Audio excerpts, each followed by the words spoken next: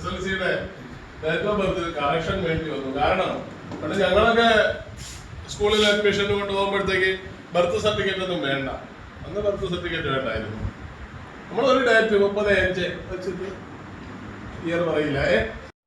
എന്ത് സമ്പാദിച്ചാലും ഏറ്റവും ബെസ്റ്റ് സമ്പാദ്യം വിദ്യാർത്ഥി തന്നെയാണ്. കാരണം ജീവിതത്തിൽ പല അനുഭവങ്ങൾ ഉണ്ടായിട്ടുണ്ടെങ്കിലും ഏത് സ്ഥലത്ത് പോയാലും റെസ്പെക്ട് കിട്ടുന്നത് മാറി. അങ്ങനെയായപ്പോൾ ഇതുപോലെ ചേർന്ന കുട്ടികളുടെ പലരുടെയും ഡേറ്റ് ഓഫ് ബർത്ത് എല്ലാം കറക്റ്റ് ചെയ്യേണ്ടി വന്നു. ഒരുപാട് കുട്ടികൾക്ക് അങ്ങനെ ചെയ്തു. അപ്പൊ ചേട്ടൻ പറയാണ്, ഞാൻ ട്രാൻസ്ഫർ ആവുന്നതിന് മുമ്പ് ഇനി എന്തെങ്കിലും ഉണ്ടെങ്കിൽ കൊണ്ടുവരണം. പഠിപ്പിച്ചതാണ് സാർ, എനിക്കൊരു ഉപകാരം ചെയ്തിട്ടുണ്ട്.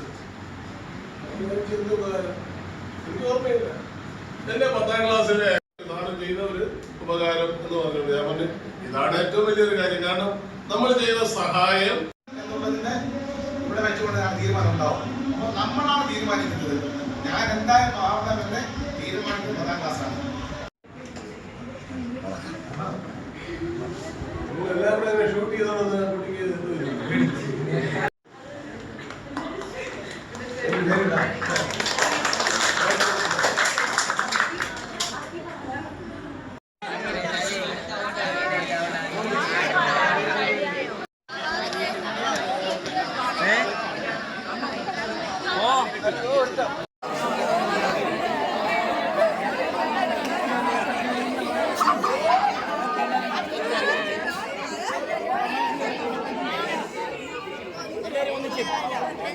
എല്ലാവരും കേൾക്കോ?